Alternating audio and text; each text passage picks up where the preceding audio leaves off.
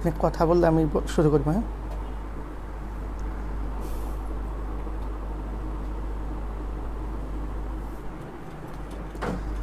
আসসালামু আলাইকুম সুপ্রিয় এইচএসসিয়ান, আজকে আমরা চলে আসলাম ম্যানেজমেন্টের একটা স্পেশাল ক্লাসে। আমি সবাইকে রিকোয়েস্ট করবো খুব দ্রুতই তোমরা আমাদের লাইভে যুক্ত হয়ে যাও, কারণ আজকের এই ক্লাসের মাধ্যমে আমরা ম্যানেজমেন্ট পাস পেপারের সিলেবাসটা শেষ করতে যাচ্ছি। আর আজকে এই যে আমরা সমবায় সমিতি নিয়ে কথা বলবো, এই সমবায় সমিতির আলোচনার সাথে সাথে আমাদের ম্যানেজমেন্ট প্রথম পত্রের যাবতীয় যা আলোচনা আছে সব শেষ হয়ে যাবে। এর পরের সপ্তাহে আমরা শুরু করব ম্যানেজমেন্ট দ্বিতীয় পত্রের আলোচনা। সো আজকের ক্লাসটা তোমাদের জন্য খুবই গুরুত্বপূর্ণ, কেননা এই ক্লাসে আমি শুধুমাত্র সমবায় সমিতির বেসিক আলোচনাই করব না। এই অধ্যায় থেকে বিগত বছরগুলোতে আমাদের কোন কোন প্রশ্ন এসেছে সিকিউতে, সেই সিকিউ প্রশ্নগুলো কিভাবে আমাদেরকে অ্যান্সার করতে হবে, কিভাবে এই অধ্যায় থেকে যে একটা অথবা দুইটা প্রশ্ন আসলে সেটাকে ভাবে অ্যান্সার করতে হবে, সেই ডিটেলস আলোচনা আমি ইনশাল্লাহ তোমাদের সাথে করব। ওকে, তো সবাইকে আমি রিকোয়েস্ট করব খুব দ্রুতই আমাদের লাইভে যুক্ত হয়ে যাও। জাস্ট ভাইয়ারা আমি 1 মিনিট সময় নিচ্ছি তোমাদের কাছ থেকে, খুব দ্রুতই যুক্ত হয়ে যাও। আজকের ক্লাসটা তোমাদের জন্য অনেক অনেক অনেক গুরুত্বপূর্ণ। ওকে, আমি সবাইকে একটু রিকোয়েস্ট করব সবাই যাতে খুব দ্রুতই আমাদের লাইভে যুক্ত হয়ে যাও। আমরা এখনই আমাদের ক্লাসটা শুরু করব ইনশাল্লাহ। সবাই সবার বন্ধুবান্ধব যারা আছে সবাইকে একটু মেনশন করে দাও, লাইভটাকে একটু শেয়ার করে দাও, সবাইকে একটু জানিয়ে দাও। ভাইয়া তোমরা যদি একটু না জানাও তাহলে হয় কি, অনেকে ক্লাসটা করতে পারে না টাইমলি, আর ক্লাসটা যদি লাইভে না করা হয় পরবর্তীতে অনেক ধরনের প্রশ্ন কিন্তু মনের মধ্যে থেকে যায়। সো সবাইকে আমি রিকোয়েস্ট করব যাতে আমাদের ক্লাসটাকে তোমরা সাথে সাথে এনজয় করতে পারো, সেজন্য তোমাদের বন্ধুবান্ধবকে একটু মেনশন করে দাও। যারা লাইভে আছো সবার উদ্দেশ্যে একটাই রিকোয়েস্ট, সেটা হচ্ছে অবশ্যই বন্ধুবান্ধবদেরকে একটু মেনশন করে দাও, লাইভটাকে একটু শেয়ার করে দাও, বিভিন্ন এডুকেশনাল গ্রুপে একটু ছড়িয়ে দাও। তোমাদেরকে আমরা ফ্রিতে এত সুন্দর একটা সার্ভিস দিচ্ছি, সেই জায়গা থেকে তোমাদের কাছে একটা রিকোয়েস্ট, তোমরা অবশ্যই এটা একটু এই বিষয়টাকে একটু ভেবে দেখবা। ওকে, আমি আলোচনাটা শুরু করব। তো আলোচনা শুরু করার আগেই আমি জাস্ট 1 মিনিট সময় নিচ্ছি তোমাদের কাছ থেকে, যাতে করে তোমরা একটু কষ্ট হলেও তোমাদের বন্ধুবান্ধবকে একটু মেনশন করে দিতে পারো, লাইভটাকে একটু শেয়ার করে দিতে পারো। জাস্ট আমি সবাইকে রিকোয়েস্ট করব, কারণ আজকের ক্লাসটা তোমাদের জন্য অতীব গুরুত্বপূর্ণ। এত বেশি গুরুত্বপূর্ণ, এই অধ্যায়টা থেকে তোমাদের প্রতি বছরই এমসিকিউ এবং সিকিউ দুইটা প্রশ্নই এসে থাকে। কমপক্ষে একটা প্রশ্ন, একের অধিক প্রশ্ন এই সমবায় সমিতি থেকে হয়ে থাকে। আর এই সমবায় সমিতি আমাদের অ্যাডমিশন টেস্টও খুব গুরুত্বপূর্ণ। সো এটাকে স্কিপ করার কোনো সুযোগ নাই। আমরা সবাই চেষ্টা করব এই ক্লাসটাকে যাতে শুরু থেকে শেষ পর্যন্ত দেখতে পারি, কারণ এই একটা ক্লাসের মাধ্যমে তোমরা অনেক কিছু পেতে যাচ্ছ। তোমরা বুঝতেই পারবা না যে কত ধরনের সুযোগ সুবিধা তোমরা পাবা, কারণ এই ক্লাসটা করলে তোমরা যেমন এইচএসসির বেসিক ক্লিয়ার হবে, তেমনি এমসিকিউ ক্লিয়ার হবে, পাশাপাশি অ্যাডমিশন টেস্টে তোমার এই চ্যাপ্টার নিয়ে আর পড়া লাগবে না। ওকে, সো এর জন্য আমি সবাইকে একটু রিকোয়েস্ট করব, তোমরা তোমাদের জায়গা থেকে অবশ্যই লাইভটাকে শেয়ার করে দাও, বন্ধুবান্ধবদেরকে একটু মেনশন করে দাও, যাতে করে আমরা লাইভটাকে সবাই এনজয় করতে পারি। ওকে, আমি একটু জাস্ট দেখছি কারা লাইভে আছো, একটু কমেন্ট করে জানাও তোমরা কারা লাইভে আছো, কে কোথা থেকে লাইভটা দেখতেছো, একটু কমেন্ট করে জানিয়ে দাও। আমরা ক্লাসটা যাতে এখনই শুরু করতে পারি, আমরা সময় নেব না। ওকে, সময় নিয়ে ক্লাসটাকে আসলে নষ্ট করতে চাচ্ছি না, ক্লাসের টাইমটা বাড়াতে চাচ্ছি না। আমরা জাস্ট 1 ঘন্টা ক্লাস নেব। এই 1 ঘন্টার মাধ্যমে তোমরা এই অধ্যায় থেকে অন্তত 20 নাম্বার কমন পেয়ে যাবা। ওকে, তো সেজন্য আমি সবাইকে রিকোয়েস্ট করব যাতে এত গুরুত্বপূর্ণ একটা ক্লাস তোমরা সবাই এনজয় করতে পারো, সেই চেষ্টাটা অবশ্যই সবাই করবা। আর যে বিষয়টা না বললেই নয়, তোমরা তোমাদের বন্ধুবান্ধবের কাছে অবশ্যই ক্লাসটা পৌঁছিয়ে দেওয়ার চেষ্টা করবা, কারণ তোমাদের মাধ্যমেই তোমরা যদি একটু চেষ্টা করো ভাইয়া, তাহলে কিন্তু আমরা একসাথে পথ চলতে পারবো। যাই হোক, অনেক কথা বললাম, আর সময় নষ্ট না করে আমরা আমাদের ক্লাসে চলে যাচ্ছি। আজকের যে অধ্যায়টা আমরা জানি, আমরা আজকে শিখবো মূলত হচ্ছে সমবায় সমিতি। এই অধ্যায়টা আমাদের এইচএসসির জন্য খুব বেশি গুরুত্বপূর্ণ, পাশাপাশি এইচএসসি প্লাস অ্যাডমিশন দুই জায়গায় এটা আমাদেরকে খুব বেশি হেল্প করবে। ওকে, কারণ এখান থেকে প্রশ্ন আসবেই। আর আমি আলোচনাটা এমনভাবে করব যাতে করে তোমাদের এমসিকিউ প্লাস সিকিউ দুইটাই কভার হয়ে যায়, কারণ এই অধ্যায়টা এমনভাবে আলোচনাটা আমি করব এমসিকিউ সিকিউ দুইটাই তোমাদের কভার হয়ে যাবে ইনশাল্লাহ। আর পাশাপাশি আমরা বোর্ড প্রশ্নগুলো বিশ্লেষণ করব। তাহলে আমরা আর কথা না বাড়িয়ে চলে যাচ্ছি আমাদের আলোচনাতে। চলে আসো, শুরুতে আমরা যে বিষয়টা জানবো সমবায় সমিতি, যেটাকে আমরা ইংলিশে বলি কোঅপারেটিভ সোসাইটি। দেখো ভাইয়ারা, এই সমবায় সমিতি কি? সমবায় সমিতি যে জিনিসটা, সেই জিনিসটা আমরা সবাই জানি যে এটার অর্থ হচ্ছে সম্মিলিত কর্ম প্রচেষ্টা। এখন বিষয়টা হচ্ছে আসলে সম্মিলিত কর্ম প্রচেষ্টা মানে হচ্ছে অনেক মানুষ মিলে বা একাধিক ব্যক্তি মিলে যখন একটা যৌথ উদ্যোগের মাধ্যমে যখন নিজেদের পারস্পরিক কল্যাণ সাধনের জন্য কোনো একটা সমিতি গড়ে তোলে, সেটাকে আমরা বলি হচ্ছে সমবায় সমিতি। তাহলে সমবায় সমিতি মূলত কারা গঠন করে থাকে? সমাজের কতিপয় ব্যক্তি। সেটা হতে পারে আমাদের সমাজের নিচ স্তরের ব্যক্তিরা হতে পারে, মিডল স্তরের ব্যক্তিরা হতে পারে, অথবা ক্ষেত্র বিশেষে উচ্চ স্তরের ব্যক্তিরাও হতে পারে। তারা নিজেদের পারস্পরিক কল্যাণের জন্য যদি কোনো সমিতি গড়ে তোলা হয়, যেখানে মুনাফা অর্জনই প্রধান কথা না, পারস্পরিক কল্যাণ সাধনই প্রধান কথা, সেই সমিতিটাকে আমরা বলবো হচ্ছে সমবায় সমিতি। তাহলে সমবায় সমিতি জিনিসটা কি আমরা একটু দেখি। সমবায়ের প্রান্তিক অর্থ হলো সম্মিলিত কর্ম প্রচেষ্টা। এটা আমাদের এমসিকিউর জন্য খুব গুরুত্বপূর্ণ যে সমবায়ের প্রান্তিক অর্থ কি ভাইয়া। তাহলে সমবায়ের মূল অর্থ বা প্রান্তিক অর্থ হচ্ছে সম্মিলিত কর্ম প্রচেষ্টা বা সকলের মিলিত উদ্যোগে কোনো কিছু গড়ে তোলার প্রয়াস। এখন দেখো, আমি আগেই বলেছি এই সমবায় সমিতিটা কেন করা হয়, কী জন্য করা হয়, সেই বিষয়টা আমরা একটু দেখব। দেখো, নিজেদের অর্থনৈতিক কল্যাণ বা পারস্পরিক কল্যাণ লাভের জন্য সম্মিলিত প্রচেষ্টায় সমবায় আইনের আওতায় গড়ে তোলা সংগঠনকে সমবায় সমিতি বলে। মাথায় রাখবা, এই যে সমবায় সমিতি, এই সমবায় সমিতির মূল একটা মন্ত্র বা মোটিভ আছে, বা যেটাকে আমরা নীতিবাক্য বলি, সেই নীতিবাক্যটা হচ্ছে একতাই বল। তাহলে একতাই বল অথবা একতাই শক্তি, এই যে নীতিমালা, এই নীতিমালার উদ্যোগে সমবায় আইনের অধীনে নিজেদের পারস্পরিক কল্যাণের জন্য মূলত এই সমবায় সমিতিটা গড়ে তোলা হয়। আশা করি বিষয়টা তোমরা ক্লিয়ার। বলো তো সবাই ক্লিয়ার কিনা সমবায় সমিতি কি, এই বিষয়টা তোমরা ক্লিয়ার কিনা? আজকের আলোচনার মাধ্যমে আমরা ইনশাল্লাহ সমবায় সমিতির যাবতীয় যা আছে সব শেষ করে ফেলবো। সমবায় সমিতি নিয়ে আর কারো কখনো বাসায় পড়তে হবে না, কারো কখনো এই বিষয়টা নিয়ে টেনশন করতে হবে না। আমি সবাইকে রিকোয়েস্ট করবো তোমরা ক্লাসে চলে আসো, ইনশাল্লাহ ক্লাসটা শুরু থেকে শেষ পর্যন্ত এনজয় করো, ভালো কিছু পাবা। অবশ্যই তোমাদের পরীক্ষাতে আসার মতো যা যা ধরনের প্রশ্ন আছে সবই আমরা আলোচনা করে দেব। ওকে, এবার আসেন তাহলে সমবায়ের আমরা নীতিবাক্য দেখলাম যে এর নীতিবাক্য হচ্ছে কি একতাই বল অথবা একতাই শক্তি। সো প্রথম যে আলোচনাটা সেটা আমরা ক্লিয়ার করে ফেললাম।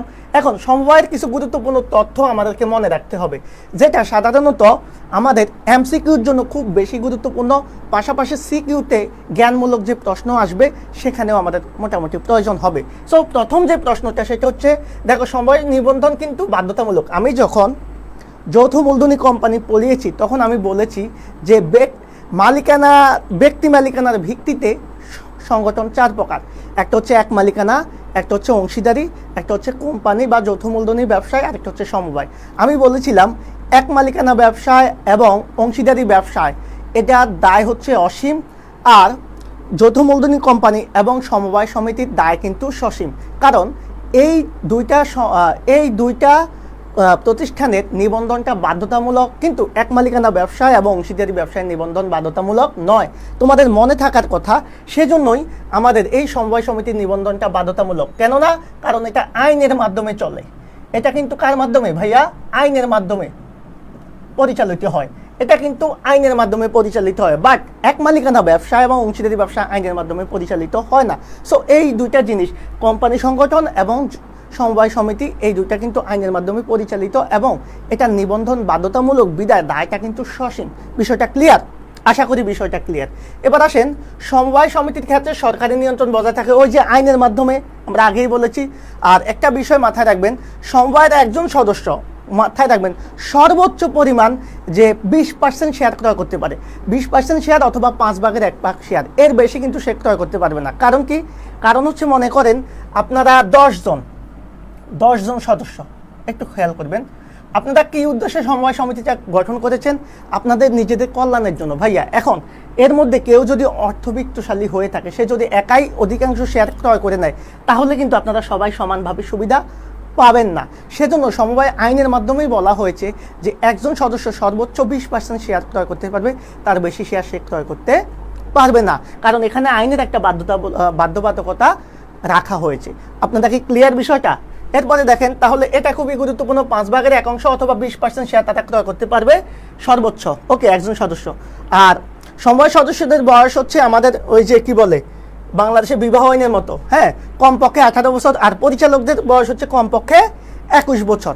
আর তারা 1 বছরের আচ্ছা পরিচালক যারা হচ্ছে, যারা পরিচালক তারা অবশ্যই তারা 1 বছরের পুরানো শেয়ার হোল্ডার হতে হবে। তাহলে এই 3টা বিষয় আমাদের মোটামুটি মাথায় রাখলেই সমবায় সমিতির বেসিক ধারণাগুলো আমরা ক্লিয়ার হয়ে যাব। তাহলে কি বলছিলাম, এটার নিবন্ধনটা বাধ্যতামূলক, প্রথম কথা হচ্ছে এটা। দ্বিতীয় কথাটা হচ্ছে এটা আইনের মাধ্যমে পরিচালিত হয়, দায়টা কিন্তু সসীম থাকবে। আরেকটা বিষয় হচ্ছে সমবায় সমিতির মূল মন্ত্র একতাই বল বা একতাই শক্তি। আরেকটা বিষয় আমরা আলোচনা করেছি, সমবায় সমিতি কিন্তু একজন সদস্য চাইলে সর্বোচ্চ 20% বা কত 5/1 শেয়ার ক্রয় করতে পারবে, এর বেশি শেয়ার সে ক্রয় করতে পারবে না। আর আরেকটা কথা হচ্ছে আমাদের সমবায় সমিতির সদস্য হতে হলে কমপক্ষে 18 বছর, এবং যদি পরিচালক হতে হয় তাহলে তার কমপক্ষে কত বছর, 21 বছর হতে হবে। আর কমপক্ষে তাকে 1 বছরের পুরাতন শেয়ার হোল্ডার হতে হবে। আশা করি বিষয়টা ক্লিয়ার। আমরা সবাই ক্লিয়ার কিনা একটু মতামত দিই। আমরা সবাই ক্লিয়ার কিনা? ওয়ালাইকুম আসসালাম। হ্যাঁ, আমরা সবাই ক্লিয়ার কিনা? তাহলে আমরা পরবর্তী স্লাইডে চলে যাব। দেখেন এবার বাংলাদেশের যে সমবায় সমিতিগুলো সেগুলো কিন্তু এই যে এলজিআরটি হচ্ছে, আমরা সবাই জানি এল হচ্ছে লোকাল গভর্নমেন্ট রুরাল ডেভেলপমেন্ট, অর্থাৎ স্থানীয় সরকার ও পল্লী উন্নয়ন যে মন্ত্রণালয় আছে সেই মন্ত্রণালয়ের অধীনে বাংলাদেশের সমবায় সমিতিগুলো, যেহেতু এটা একটা আইনের মাধ্যমে চলে, এটা একটা মন্ত্রণালয়ের অধীনে, সেটা হচ্ছে LGRD. Okay, local government and rural development, অর্থাৎ স্থানীয় সরকার ও পল্লী উন্নয়ন মন্ত্রণালয় যেটা। আর সমবায় সমিতিকে কখনোই কর দিতে হয় না, কারণ এটা পারস্পরিক কল্যাণের স্বার্থে হয়। আর সমবায় শেয়ারের সর্বনিম্ন মূল্য কিন্তু 10 টাকা, এই বিষয়টা আমরা অবশ্যই খেয়াল করব। আর সদস্য সংখ্যার বিষয়টা হচ্ছে আমাদের মাথায় রাখবা, অংশীদারি ব্যবসায়ের মতো সর্বোচ্চ কত, সর্বনিম্ন সদস্য সংখ্যা, অংশীদারি ব্যবসা তো সর্বোচ্চ, এখানে সর্বনিম্ন সদস্য সংখ্যা হবে 20 জন এবং সর্বোচ্চ সদস্য সংখ্যা এটা শেয়ার দ্বারা সীমাবদ্ধ হবে। ওকে, তাহলে সমবায়ের সদস্য কত হবে, সর্বনিম্ন সদস্য হচ্ছে 20 জন এবং সর্বোচ্চ হচ্ছে শেয়ার সংখ্যা দ্বারা সীমাবদ্ধ। আমরা এই বিষয়গুলো একটু জেনে যাব। এবার সমবায়ের ব্যবস্থা কমিটির ন্যূনতম সদস্য সংখ্যা 6 জন, সর্বোচ্চ হবে 12 জন, যা ওই যে 3/1 অংশ আর কি, যা সর্বদাই 3 দ্বারা বিভাজ্য, অর্থাৎ 3/1 অংশ হতে হবে। এরপরে আমরা যেটা দেখব, সমবায় সমিতির সর্বোচ্চ সদস্য, ব্যবস্থাপনা কমিটির সর্বোচ্চ সদস্য সংখ্যা হবে 6 জন অথবা 9 জন বা 12 জন, যেটাকেও আমরা কি করতে পারবো, 3 দ্বারা ভাগ করতে পারবো। আর লভ্যাংশ বাধ্যতামূলকভাবে সংরক্ষিত তহবিলে জমা রাখতে হবে 15%। খুব গুরুত্বপূর্ণ কথা, এটা থেকে কিন্তু আমাদের শুধু এইচএসসি না, এটা থেকে আমাদের অ্যাডমিশন টেস্ট অফ প্রশ্ন এসেছে অনেকবার। গত বছরের আগের বারও ডিইউতে প্রশ্ন এসেছে যে লভ্যাংশ সংরক্ষিত তহবিলে অথবা সঞ্চিত তহবিলে কত % জমা রাখতে হয় বাধ্যতামূলকভাবে, অবশ্যই 15%। এটা একটু মাথায় রাখতে হবে আপনাদের। তাহলে সমবায় সমিতির সদস্য সংখ্যার বিষয়টা আপনারা ক্লিয়ার কিনা? Thank you very much. ও স্ক্রিনশট নিবা, কোনটার? ওয়ালাইকুম আসসালাম। কোনটার স্ক্রিনশট নিবা? আসলে আমি সরি খেয়াল করি নাই। হ্যাঁ, আমি অবশ্যই, থ্যাংক ইউ ভেরি মাচ। হ্যাঁ ভাইয়ারা, তোমাদের কাছে একেবারেই বিনীত রিকোয়েস্ট, সেটা হচ্ছে অনেক কষ্ট করে এই যে ঘেমে ক্লাস নিচ্ছি, হ্যাঁ তোমরা অবশ্যই একটু ক্লাসটাকে শেয়ার করে দিবা, বন্ধুবান্ধবকে একটু মেনশন করে দিবা, কারণ অনেক কষ্ট করে ক্লাসটা নিতে হচ্ছে। হ্যাঁ, তো এই বিষয়টা যদি তোমরা একটু স্যাক্রিফাইস করো, তোমরা যদি একটু সহযোগিতা করো, তাহলে আমাদের কষ্টটা সার্থক হবে। সো তোমাদের কাছে রিকোয়েস্ট, অবশ্যই ক্লাসটা যদি ভালো লেগে থাকে অবশ্যই বন্ধুবান্ধবকে একটু মেনশন করে দাও। ভাইয়া কোনো কিছু চাচ্ছি না তোমাদের কাছে, জাস্ট একটা জিনিসই চাচ্ছি যে বারবার তোমরা একটু শেয়ার এবং মেনশন করে দাও, যাতে অনেকের কাছে এই ক্লাসটা পৌঁছাতে পারে। সো স্ক্রিনশট নিলে এটা নিতে পারো, আমি জাস্ট 1 মিনিটের জন্য রাখছি। তোমরা কেউ যদি স্ক্রিনশট নিতে চাও নিতে পারো, স্ক্রিনশটটা নিয়ে নাও, 1 মিনিটের জন্য রাখলাম।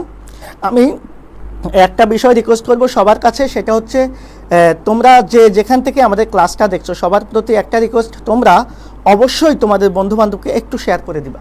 কারণ হচ্ছে তোমরা যদি এটা শেয়ার না করো, আসলে লাইভে একেবারে উপস্থিতি কম হলে আমাদেরও দেখা গেছে আগ্রহটা থাকে না। সো সবাইকে একটু রিকোয়েস্ট করব। হ্যাঁ, মার্কেটিংয়ের ক্লাসে হ্যাঁ হবে, মার্কেটিংয়ের ক্লাসও নেওয়া হবে, সব ক্লাসই নেওয়া হবে। তোমরা যদি একটু আমাদের সাপোর্ট দাও, তোমরা যদি একটু আমাদের পাশে থাকো। আমি একটু সরে গেলাম, হ্যাঁ প্রথম যে গুরুত্বপূর্ণ তথ্য সেটারও স্ক্রিনশট নিয়ে নিতে পারেন। আমি সামনের দিকে কিন্তু স্ক্রিনশট নেওয়ার জন্য 1 মিনিট করে সময় দিব আপনাদেরকে, হ্যাঁ জাস্ট নিয়ে নেন স্ক্রিনশট। ওকে, আমরা এবার আলোচনা করব আমাদের পরবর্তী বিষয় সমবায় সমিতির বৈশিষ্ট্য নিয়ে। দেখো এখান থেকে ওইভাবে আহামরি প্রশ্ন আসে না, বাট আমরা যদি ভালো কিছু করতে চাই বা আমরা যদি ভালোভাবে জানতে চাই এই বিষয়গুলোও আমাদের জানতে হবে। তো সমবায় সমিতির বৈশিষ্ট্যটা কি বা সমবায় সমিতির বিস্তারিত বিষয়গুলো কি সেই বিষয়টা আমরা একটু জানবো। যে সমবায় সমিতির বৈশিষ্ট্যের ক্ষেত্রে আমরা সর্বপ্রথম যেটা জানি সেটা হচ্ছে একটা গুরুত্বপূর্ণ বিষয়। দেখো, সমবায় সমিতির বৈশিষ্ট্য, এই সমবায় সমিতির বৈশিষ্ট্যের মধ্যে গঠন প্রকৃতি একটা আছে। এটা গঠন প্রকৃতি হবে, উদ্দেশ্য হবে সদস্য সংখ্যা। সদস্য সংখ্যার বিষয়টা আমরা জেনেছি যে সর্বনিম্ন সদস্য সংখ্যা কতজন? 20 জন। সর্বোচ্চ হচ্ছে শেয়ার দ্বারা সীমাবদ্ধ। সদস্যদের প্রকৃতি, আসলে সমাজে কোন ধরনের সদস্যরা মূলত সমবায় সমিতির সদস্য হতে পারে, কোন ধরনের ব্যক্তিবর্গ, সেগুলা মূলধন সংগ্রহটা আমরা জানি, শেয়ার বিক্রি করে মূলধনটা সংগ্রহ করা হয়। শেয়ার ক্রয়ের সীমা আমরা বলছি, খেয়াল করো, শেয়ার ক্রয়ের সীমা আমরা বলছি একজন সদস্য চাইলে সর্বোচ্চ কত পার্সেন্ট? 20% শেয়ার বা 1/5 ভাগ শেয়ার ক্রয় করতে পারবে, এর বেশি শেয়ার ক্রয় করতে পারবে না। তাদের মুনাফা বন্টনের প্রকৃতিটা কীরকমের ব্যবস্থাপনা কমিটির মেয়াদকাল নিয়ে আমরা আলোচনা করেছি। সমভোটাধিকার, কারণ এখানে প্রত্যেকের ভোটের অধিকার কিন্তু কি হবে? সমান হবে। এই বিষয়গুলো নিয়ে আমরা কথা বলেছি। সদস্যদের দায়, বলেন তো সদস্যদের দায়টা কি হবে? একটু আগে আলোচনা করেছি, আমি সবার কাছ থেকে একটু শুনতে চাই সমবায় সদস্যদের দায়টা কি হবে, একটু কমেন্ট করে জানান। Thank you very much. সদস্যদের দায়টা কি হবে বলেন তো, একটু কমেন্ট করে জানান। সমবায় সদস্যদের দায়টা কি হবে? আমি অনেকবার আলোচনা করেছি এটা আপনাদের সাথে, আমি অবশ্যই আশা করব বিষয়টা আপনারা জানেন। সদস্যদের দায় কি হবে?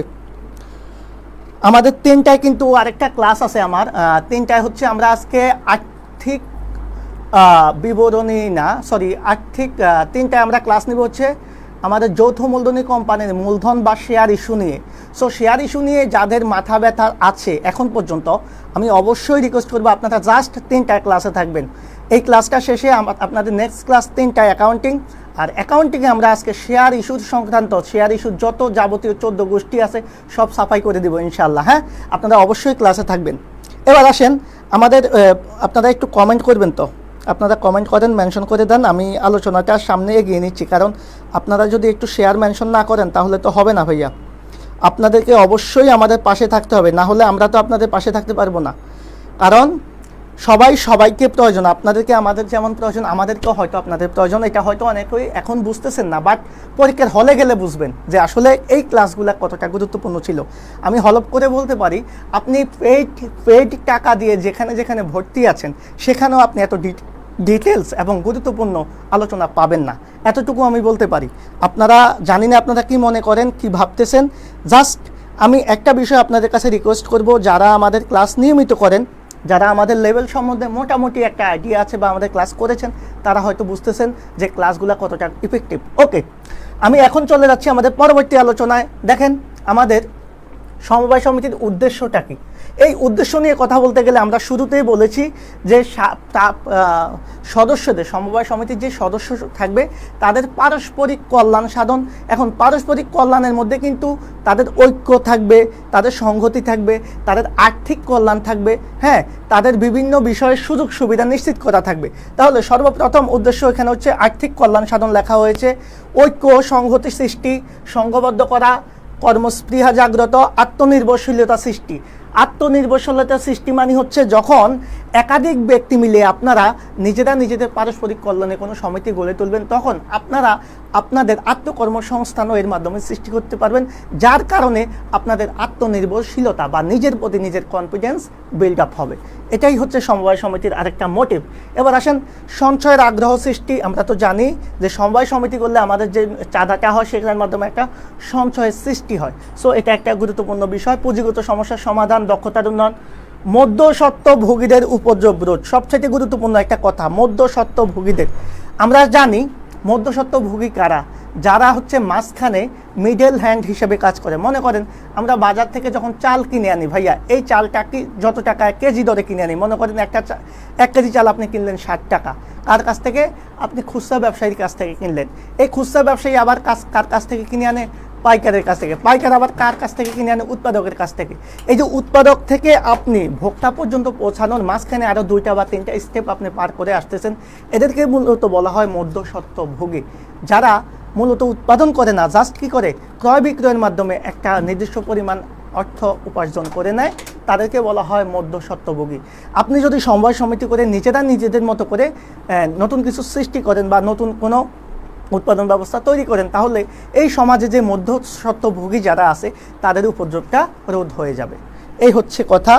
অত্যাচার প্রতিরোধ, ওই যে বাজারে গেলে আপনি যে জিনিসপত্রের অত্যাচারে ভোগেন, যেই দাম, মনে করেন 1 কেজি ইলিশ মাছ কেনার মতো সামর্থ্য কারো থাকে না, 1 কেজি সামান্য গরুর মাংস কেনার মতো সামর্থ্য থাকে না, এই বিষয়গুলোর জন্য এই বিষয়গুলো বলা হয়। সো এটার উদ্দেশ্যটা আমরা জানি। সমবায় সমিতির আদর্শ বা নীতিমালা বা মোটিভ, আমরা যেটা বললাম যে সমবায় সমিতির মেইন আদর্শটা কি, খেয়াল করেন, একতা।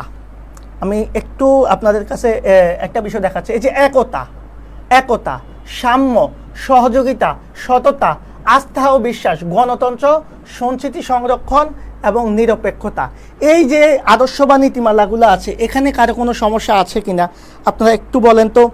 আমাদের লাইভে আপনাদের উপস্থিতি একেবারেই কম। আপনারা যে 5-6 জন আছেন বা 7-8 জন আছেন, আপনাদেরকে একটু রিকোয়েস্ট করব, অবশ্যই আপনারা একটু শেয়ার করে দেন, ক্লাসটা একটু শেয়ার করে দেন, যাতে করে আমি ফুল ক্লাসটা শেষ করতে পারি। আপনারা যদি ক্লাস শেয়ার না করেন, আমি কিন্তু ফুল ক্লাস হয়তো বা ওইভাবে শেষ করব না। কারণ হচ্ছে এত কষ্ট করে চিল্লাচিল্লি করে যদি আপনাদেরকে না আনতে পারি ক্লাসে, তাহলে কিন্তু আসলে টোটাল যত প্রচেষ্টা, যত কষ্ট করে স্লাইডটা মেক করা হয়েছে, যত কষ্ট করে আপনারা তো জাস্ট ক্লাসটা দেখেন, এটার পিছনে কত কষ্ট, কত শ্রম আমরা দিচ্ছি সেটা তো দেখেন না ভাইয়া। সো আমি সবাইকে রিকোয়েস্ট করব, আমাদের কষ্টটা একটু ফিল করেন। আপনাদেরকে আমরা ফ্রিতে সব কিছু দিচ্ছি, বিনিময়ে কিচ্ছু চাচ্ছি না, পিডিএফটাও দিয়ে দিব। সব কিছু পাওয়ার জন্য আপনারা যেটা করবেন, অবশ্যই বন্ধুবান্ধবকে একটু শেয়ার এবং মেনশন করে দিবেন। এডুকেশনাল গ্রুপগুলোতে আপনারা একটু ক্লাসটা ছড়িয়ে দেন, কারণ আপনাদের ক্লাসে যদি রেসপন্স কম, হয়তো একটা সময় ক্লাসগুলো অফ হয়ে যাবে, এটা আপনারাও জানেন। সো আপনারা যদি এত ভালো সার্ভিস নিজেরা নষ্ট না করতে চান বা এত সুবিধা থেকে যদি নিজেরা বঞ্চিত হতে না চান, অবশ্যই ভাইয়া একটু শেয়ার করে দেন। আর বলবো না, হ্যাঁ। যাই হোক, এবার আমরা চলে যাব আমাদের পরবর্তী আলোচনায়। এই জিনিসগুলো আমরা বুঝবো সবাই, এটা নিয়ে আলোচনা করার দরকার নাই। আমরা যেটা আলোচনা করব এখন, সবচাইতে গুরুত্বপূর্ণ যে সমবায় সমিতির ইতিহাস। এই যে ইতিহাস বা পাতিহাস যেটাই আমরা বলি, এই ইতিহাস আসলে সমবায় সমিতি যে হয়েছে, এটা তো আর 1 দিন 2 দিনে হয় নাই। এটা একটা ঘটনার পরিপ্রেক্ষিতে ক্রমান্বয়ে রূপান্তরিত হয়ে আজকের এই পর্যায়ে এসেছে। সো ইতিহাসের মধ্যে আমরা সর্বপ্রথম যেটা দেখব সেটা হচ্ছে, আমরা জানি 1750 থেকে 1850 পর্যন্ত আমাদের কি হয়েছে, শিল্প বিপ্লব হয়েছে। শিল্প বিপ্লব, ওকে। 1750 থেকে 1850 হচ্ছে আমাদের শিল্প বিপ্লবের সময়কাল। এটা কিন্তু আমাদের এমসিকিউতে প্রায় টাইমে আসে, এটা কিন্তু আমরা সবাই জানি, সবসময় এখান থেকে আমাদের প্রশ্ন আসে। সো এই যে শিল্প বিপ্লবের যে সময়কাল, সেই সময়কালে আমাদের বিভিন্ন ধরনের শিল্পের উপদ্রব হয়েছে, শিল্প সৃষ্টি হয়েছে। এরপরে যখনই শিল্প বাণিজ্যের অগ্রগতি হয়েছে, তখনই কিন্তু আমাদের এক শ্রেণীর মানুষ অনেক বেশি উপরে উঠে গেছে, আরেক শ্রেণীর মানুষ আছে যারা অনেক বেশি আস্তে আস্তে ডাউনফল মানে নিচে নেমে যাচ্ছিল। তো এই যে শিল্প বিপ্লবের যে সময়কাল বা শিল্প বিপ্লব যে সৃষ্টি হয়েছে, এই শিল্প বিপ্লবের ফলেই কিন্তু আমাদের ধনী দরিদ্রের একটা বৈষম্য সৃষ্টি হয়েছে। মানে যারা শিল্পপতি, আমরা আমাদের দেশের বাস্তবতার প্রেক্ষিতে দেখেন, যারা শিল্পপতি তারা কিন্তু এই যে বর্তমানে অনেক অ্যাপবিতে বা বিভিন্ন জায়গায় দেখছেন কোটি কোটি টাকা পাচার করে ফেলতেছে, কোটি কোটি টাকার মালিক হয়ে যাচ্ছে, আর আমরা অনেকে ভাত খেতেও কষ্ট হচ্ছে। এই যে ধনী দরিদ্রের বৈষম্য সৃষ্টি হয়েছে শিল্প বিপ্লবের পরেই। এবার ধনী দরিদ্রের যখন বৈষম্য সৃষ্টি হয়েছে ভাইয়া, তখন কিন্তু শ্রমিক শ্রেণীর, যারা নিম্নস্তর শ্রমিক শ্রেণী আছে, তাদের কিন্তু মানবত জীবন যাপন শুরু হয়েছে। কারণ যারা উপরের লেভেলে আছে, তারা শুধুমাত্র শ্রমিকদেরকে শোষণ করে ন্যায্য পারিশ্রমিক না দিয়ে তারা তাদের মতো করে উপরে উঠতেছিল। আর যারা শ্রমিক শ্রেণী আছে বা বণিক শ্রেণী আছে, নিম্নবিত্ত মানুষ আছে, তারা সব সময় কি ছিল, আস্তে আস্তে মানবত জীবনযাপন করা শুরু করেছে। এরপরে তাদের মধ্য থেকে একটা সংঘ সৃষ্টি হয়েছে। এই সংঘের মধ্যে তারা নিজেদের পারস্পরিক অর্থনৈতিক কল্যাণের কথা চিন্তা করেছে। সেজন্য এটার পরবর্তীতে সময় যেটা হয়েছে সেটা হচ্ছে নিজেদের অর্থনৈতিক কল্যাণ সাধনের সংঘবদ্ধতা সৃষ্টি হয়েছে। এরপরে এই যে নিজেদের অর্থনৈতিক কল্যাণটা তারা সৃষ্টি করবে, সেটা কিভাবে সৃষ্টি করবে, পারস্পরিক সহযোগিতার মাধ্যমে, ঐক্যই শক্তি, একতাই বল, এই বিষয়গুলার মূলনীতির সমন্বয়ে মূলত এই সমবায় সমিতি গঠন হয়েছে। তাহলে আমরা সমবায় সমিতি গঠনের একটা ইতিহাস আমরা দেখলাম যে কিভাবে আসলে সমবায় সমিতিটা গঠিত হয়েছে। তোমরা ক্লিয়ার কিনা বলো তো, সমবায় সমিতির বিষয়টা তোমরা ক্লিয়ার কিনা? আমি একটু তোমাদের কাছ থেকে জানতে চাচ্ছি। জি, ওকে, তো আমি একটু রিকোয়েস্ট করব তোমাদেরকে, আমাদের ক্লাসটাকে আসলে তোমাদেরকে ভালো লাগতেছে? আমি কি আসলে বোঝাতে পারতেছি? জি, ওকে। তো আমরা আমাদের এবার পরবর্তী আলোচনায় চলে যাব। এখানে কারো কোনো প্রবলেম নাই। তাহলে এই যে ইতিহাসটা, এই ইতিহাস বা পাতিহাস যে হাসি বলি, এই হাসটা কিন্তু আর একদিনে সমবায় সমিতি আসে না। কিভাবে এসেছে আমি সেটা দেখিয়েছি। তোমরা যদি খালিকুজ্জামান স্যারের বইটা দেখো, খালিকুজ্জামান স্যারের বইতে কিন্তু এভাবে ইতিহাসটা সুন্দর করে ব্যাখ্যা করা আছে। অবশ্যই গাইড বই দেখবা না, খালিকুজ্জামান স্যারের বইটাতে খুব সুন্দর করে ব্যাখ্যা করা আছে। আমি সেটা তোমাদের সামনে উপস্থাপন করলাম। এখন আসেন আমাদের এই যে দেখেন একটা বিষয় এখানে আছে, সেটা হচ্ছে কি, গ্রিক ও রোমান সভ্যতাকালে শ্রমিক সংঘ বা বণিক সংঘ সৃষ্টি হয়েছে। আবার দেখা গেছে বিভিন্ন কারিগরি সংঘ যেটা আছে, হ্যাঁ, গঠন হয় কোন সময়? এই যে গ্রিক এবং রোমান সভ্যতাকালে। আবার মার্কিন যুক্তরাষ্ট্রের টিসি প্লাগবয় সমবায়কে একটা সামাজিক ধারণা হিসেবে উপস্থাপন করেন। আবার 1852 সালে প্রেসিডেন্ট বেঞ্জামিন ফ্রাঙ্কলিন, খুব বিখ্যাত একজন প্রেসিডেন্ট, সমবায়কে আনুষ্ঠানিকভাবে সমবায়কে প্রতিষ্ঠা করে। একটা এমসিকিউ এখান থেকে খুব বেশি গুরুত্বপূর্ণ, সেটা হচ্ছে আনুষ্ঠানিকভাবে সমবায়কে প্রতিষ্ঠা করা হয় কত সালে এবং প্রতিষ্ঠাতা কে? তাহলে যদি বলা হয় সমবায়কে আনুষ্ঠানিকভাবে প্রতিষ্ঠা করেছেন কে, তাহলে অবশ্যই হবে প্রেসিডেন্ট বেঞ্জামিন ফ্রাঙ্কলিন। আর এটা হচ্ছে 1752 সালে। আমরা কি বিষয়টা বুঝেছি? এই বিষয়গুলো আপনাদেরকে ওইভাবে বোঝানোর কিছু নাই। হ্যাঁ, এবার দেখো 1895 সালে সমবায়ের মতাদর্শে আন্তর্জাতিক সমবায় প্রতিষ্ঠানের জন্ম হয়। তাহলে আন্তর্জাতিক সমবায় প্রতিষ্ঠানের জন্ম হয়েছে মূলত 1895 সালে। আর আমরা জানি 1904 সালে সর্বপ্রথম উপমহাদেশে সমবায় আইন পাশ হয়। এটা খুবই গুরুত্বপূর্ণ আমাদের জন্য। হ্যাঁ, এটা খুবই গুরুত্বপূর্ণ। সো এই বিষয়গুলোকে একটু আমাদের মাথায় রাখতে হবে। আর বাকিগুলো আমাদের অত বেশি লাগবে না। এবার আসেন আমাদের আরেকটা গুরুত্বপূর্ণ তথ্য, 1959 সালে এখান থেকে আমাদের কুমিল্লা বোর্ডেও প্রশ্ন আসে বেশি, অন্যান্য বোর্ডেও কিন্তু প্রশ্ন এসে থাকে। এই প্রশ্নটা কি, যে 1959 সালে প্রখ্যাত সিভিল সার্ভিস যে কর্মকর্তা আছে ডাক্তার আক্তার হামিদ খান, যেটার উদ্দেশ্যে কুমিল্লায় পাকিস্তান পল্লী উন্নয়ন একাডেমি, যেটাকে আমরা পার্ট বলি, পাকিস্তান পল্লী উন্নয়ন একাডেমি কি হয়, প্রতিষ্ঠিত হয়। কত সালে? 1959 সালে। যেটা পরবর্তীতে কি হয়েছে, পরবর্তীতে যেটা আমাদের দেশে বার্ড হিসাবে পরিচিতি লাভ করেছে। ওকে, বাংলাদেশ, দেখো স্বাধীন বাংলাদেশের অভ্যুদয়ের ফলে এই প্রতিষ্ঠানের নাম কি হয়েছে? Bangladesh academy of rural development. অর্থাৎ ওই যে আগে পাকিস্তান ছিল পি দিয়ে, সেই পাকিস্তান স্বাধীনতার পরে এটাকে আমরা বাদ দিয়ে ওই আক্তার হামিদ খানের নেতৃত্বে আমাদের কি প্রতিষ্ঠিত হয়েছে? বার্ড প্রতিষ্ঠিত হয়েছে। সো এই বিষয়গুলোকে আমাদের একটু খেয়াল করতে হবে। এই বার্ড সর্বপ্রথম যদি প্রতিষ্ঠার কথা বলা হয় সেটা 1959 সালে, তবে সেটা বার্ড নামে হয় নাই, সেটা হয়েছে পার্ট নামে। আর যখন স্বাধীন হয়েছে বাংলাদেশ, এই স্বাধীনতার পরে কিন্তু পার্ট থেকে কি হয়েছে? বার্ড হয়েছে। অর্থাৎ কি, Bangladesh academy of rural development. অনেক সময় আমাদের এমসিকিউতে আসে বা ক নাম্বার জ্ঞানমূলক আসে যে বার্ডের পূর্ণরূপ। তাহলে বার্ডের পূর্ণরূপ কি, বার্ডের পূর্ণরূপ কি আমরা বুঝতে পেরেছি? বার্ডের পূর্ণরূপ হচ্ছে Bangladesh academy of rural development. আমরা সবাই এই বিষয়গুলোকে একটু খেয়াল করব, কারণ এগুলা খুবই গুরুত্বপূর্ণ। ওকে, আমরা লাইভে যারা আছি তারা ক্লাসটা কেমন লাগতেছে একটু আপনারা জানান। আপনাদের কাছ থেকে একটু মতামত চাচ্ছি। ক্লাস কি আসলেই ভালো লাগতেছে, না আমি আপনাদেরকে রিকোয়েস্ট করার কারণে আপনারা ক্লাসে আসেন? আপনারা একটু বন্ধুবান্ধবদেরকে একটু জানিয়ে দেন তো যে আজকে একটা এক্সক্লুসিভ ক্লাস হচ্ছে, আমাদের সমবায়ের একেবারে ইতিহাস ঐতিহ্য সহ যা আছে সবই ফিনিশ হয়ে যাচ্ছে। দেখেন, এবার আসেন, যাই হোক, আর তেমন কোনো কিছু লাগবে না। তাহলে সমবায় সমিতি সমূহ আমরা জানি, এর আগেই বলছি এলজিআরডি মন্ত্রণালয়, অর্থাৎ স্থানীয় সরকার ও পল্লী উন্নয়ন মন্ত্রণালয়ের অধীনে। হ্যাঁ, এবার বাংলাদেশের সবচেয়ে গুরুত্বপূর্ণ যেটা হচ্ছে, বর্তমানে বাংলাদেশে এই যে 2001 সালের সমবায় আইন ও 2004 সালের সমবায় অধ্যাদেশ অনুযায়ী এদেশের সমবায় সমিতিগুলো গঠিত এবং পরিচালিত হয়। তাহলে বর্তমানে মূলত কত সালের? 2001 সালের সমবায় আইন ও 2004 সালের সমবায় অধ্যাদেশ অনুসারে, আমি জাস্ট লিখছি, আপনারা একটু স্ক্রিনশট নিয়ে নিতে পারেন চাইলে। হ্যাঁ, সমবায় সমিতিগুলো পরিচালিত হয়। এরপরে আমরা চলে যাব সমবায় সমিতির গঠনে। আর সমবায় সমিতির গঠনে আলোচনা করতে গেলে আমরা অনেক ধরনের আলোচনা করতে পারবো। এই গঠন নিয়ে কথা বলতে গেলে আমরা জানি যে 4টা পর্যায়ে সমবায় সমিতির গঠনটা হয়ে থাকে। এই 4টা পর্যায় হচ্ছে, সর্বপ্রথম সমবায় সমিতির গঠনের জন্য একটা উদ্যোগ নিতে হয়, যেটা কোম্পানির ক্ষেত্রে আমরা দেখলাম। এরপরে কি করতে হয়, উদ্যোগ গ্রহণের জন্য যেহেতু এটা নিবন্ধনটা বাধ্যতামূলক, নিবন্ধনের আবেদন করতে হয়। নিবন্ধনের আবেদন করতে গেলে এরপরে নিবন্ধন পত্রটা সংগ্রহ করতে হয়। সংগ্রহের পরবর্তীতে সকল কার্যক্রম শেষে তারা কার্যারম্ভ বা কাজের আরম্ভ শুরু করতে হয় বা কাজ শুরু করতে পারে। তাহলে এই 4টা পর্যায়ে হচ্ছে, একটা হচ্ছে উদ্যোগ গ্রহণ, একটা হচ্ছে নিবন্ধনের আবেদন, আরেকটা হচ্ছে নিবন্ধন পত্র সংগ্রহ এবং কার্যারম্ভ। এখান থেকে আমাদের সিকিউ প্রশ্ন তেমন আসবে না, জাস্ট জানার জন্য এটা পড়ালাম। আর মাথায় রাখবেন যে সমবায়ের যে নিজের সদস্য যারা আছে এদের কমপক্ষে 6 সদস্যের একটি সাংগঠনিক কমিটি গঠন করতে হয়, উদ্যোক্তাগণ। ওকে, যারা উদ্যোক্তা যারা আছে এরা নিজেদের মধ্যে কমপক্ষে 6 সদস্যের একটা কি কমিটি গঠন, সাংগঠনিক কমিটি গঠন করে থাকে। আপনারা কি ক্লিয়ার? আপনারা এই বিষয়টা ক্লিয়ার কিনা? আপনারা যদি ক্লিয়ার হন তাহলে আমরা পরবর্তী আলোচনায় চলে যাব।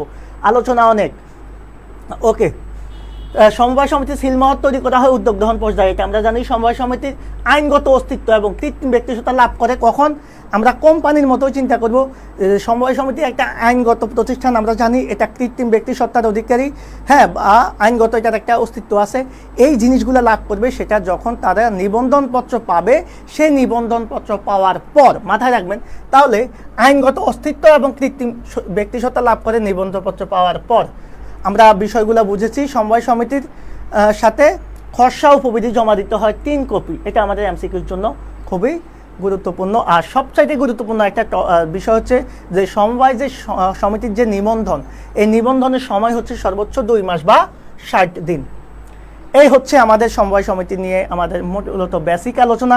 এবার আমরা চলে যাব যেখান থেকে প্রশ্ন এসে থাকে তার মধ্যে সবচাইতে গুরুত্বপূর্ণ দলিল বা আমাদের যেই দলিল অনুসারে সমবায় সমিতির নিয়ন্ত্রণ সংক্রান্ত, নিয়ম নীতি সংক্রান্ত সকল কিছু হয়ে থাকে, সেটাকে আমরা বলি বাইলজ বা উপবিধি। তো সমবায় সমিতির উপবিধি বা উপ আইন অথবা বাইলজ, এটা হচ্ছে সবচাইতে গুরুত্বপূর্ণ আলোচনা আজকের ক্লাসের। সেক্ষেত্রে আমি সবাইকে একটু রিকোয়েস্ট করবো, অবশ্যই তোমরা একটু বন্ধুবান্ধবকে জানিয়ে দাও, অবশ্যই জানিয়ে দাও। তাহলে সমবায় সমিতির উপবিধি বা উপ আইন বা বাইলজ, এই জিনিসটা নিয়ে আজকে আমরা এখন কথা বলবো।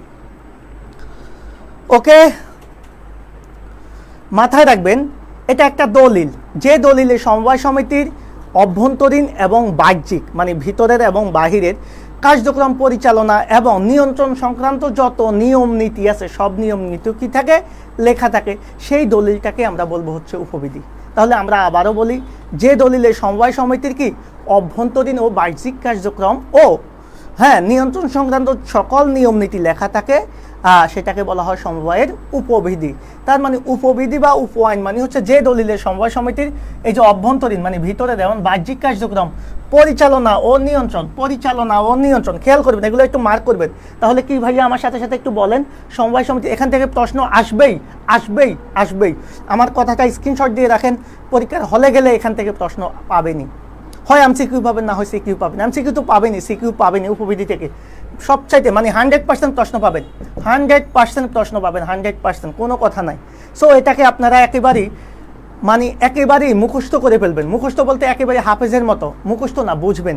আমি যেভাবে বোঝাচ্ছি আগে সেটা বুঝবেন, বোঝার পরে সেটাকে আপনারা ওইভাবে অ্যাপ্লাই করবেন। দেখেন, তাহলে যে দলিলে সমবায় সমিতির অভ্যন্তরীণ ও বাহ্যিক কার্যক্রম এবং পরিচালনা নিয়ন্ত্রণ সংক্রান্ত সকল নিয়ম নীতি লেখা থাকে, সেটাই হচ্ছে আমাদের উপবিধি। তাহলে প্রশ্ন আসে যদি যে উপবিধি কাকে বলে, ক নাম্বার প্রশ্ন লিখতে পারবেন না? কি লিখবেন বলেন, কি লিখবেন বলেন তো?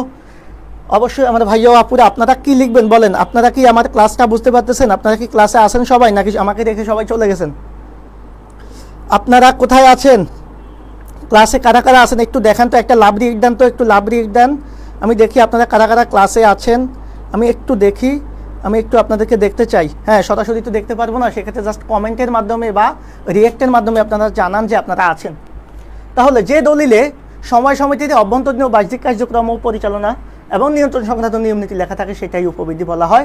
এটার উপর ভিত্তি করেই মূলত সমবায় সমিতি গঠিত ও পরিচালিত হয়। তাহলে সবচেয়ে গুরুত্বপূর্ণ যে কথাটা, যে এটার উপর ভিত্তি করেই কিন্তু সমবায় সমিতি কি গঠিত এবং পরিচালিত হয়। কার উপর? আমার উপর না তোমার উপর নাকি? না হিরো আলমের উপর? কার উপর বলেন, কার উপর ভিত্তি করে সমবায় সমিতি গঠিত এবং পরিচালিত হয়?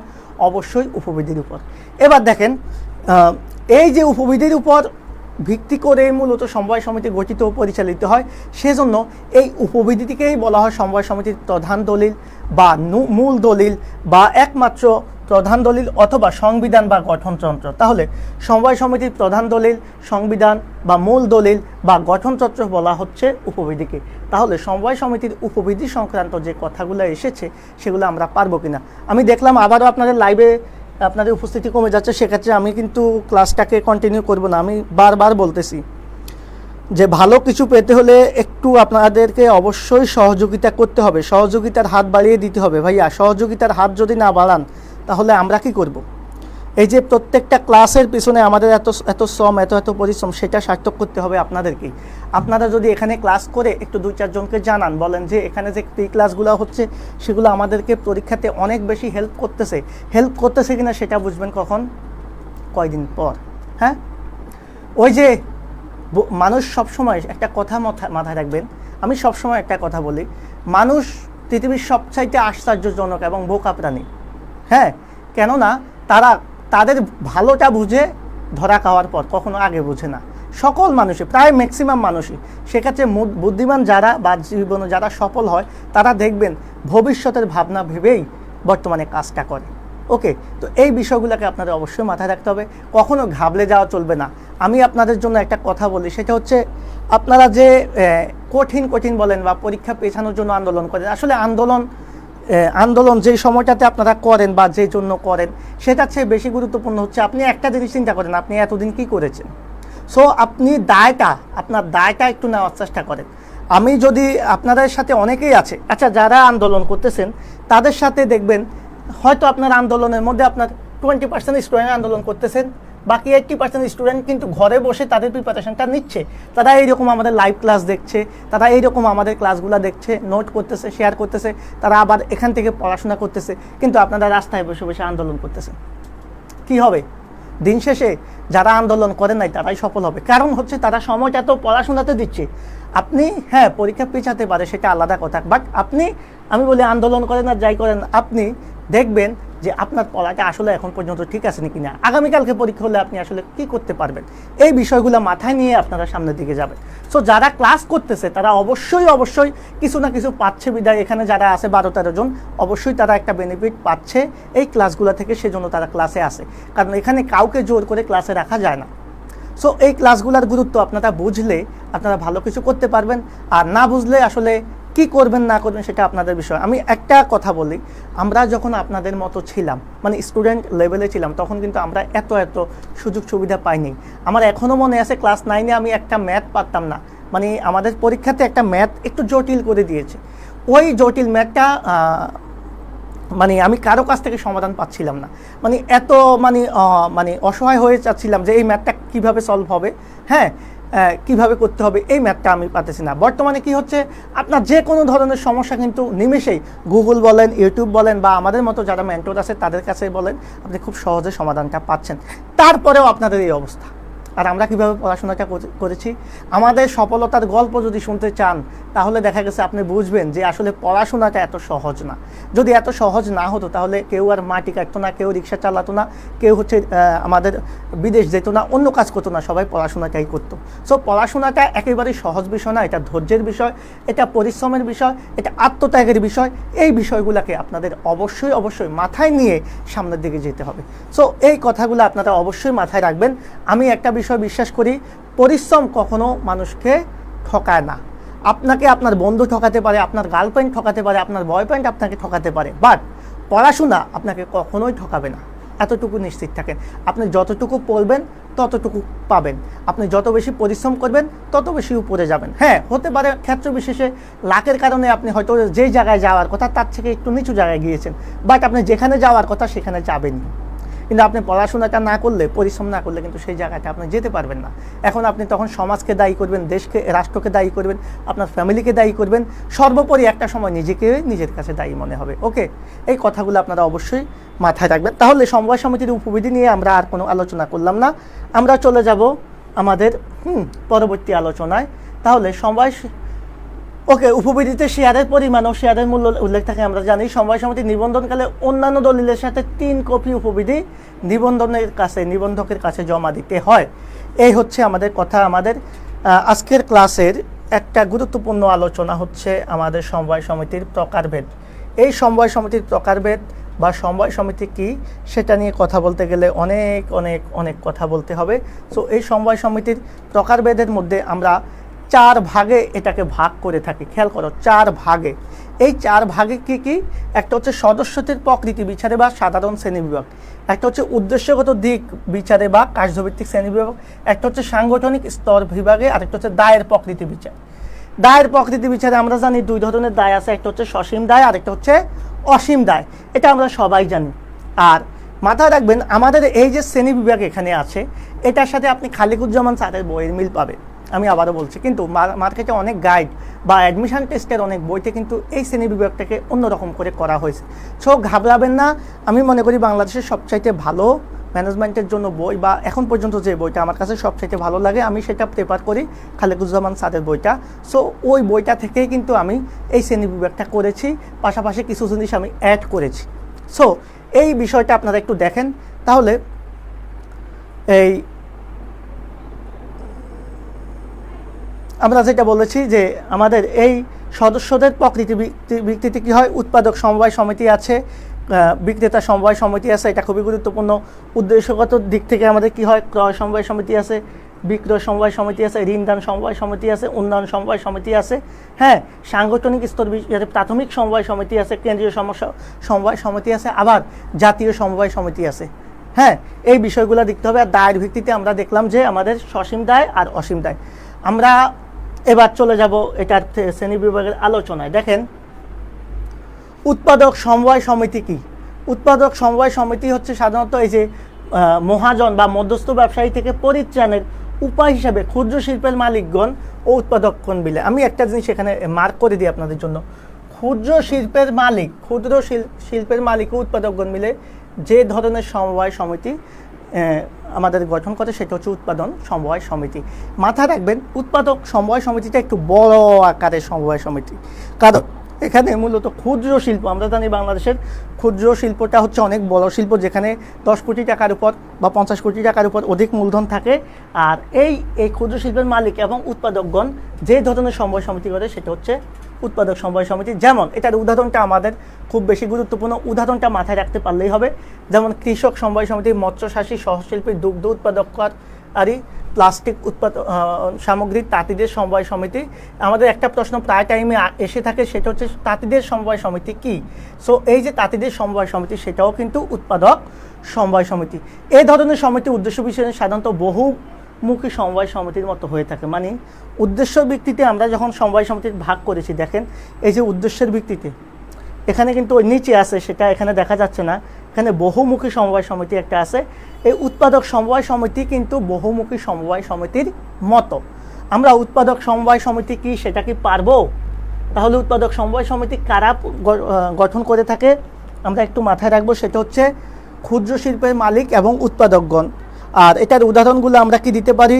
কৃষক বা মৎস্যচাষী বা কি দুগ্ধ উৎপাদককারী বা প্লাস্টিক সামগ্রী বা তাঁতিদের যে সমবায় সমিতি আছে, সেটা হচ্ছে উৎপাদক সমবায় সমিতি।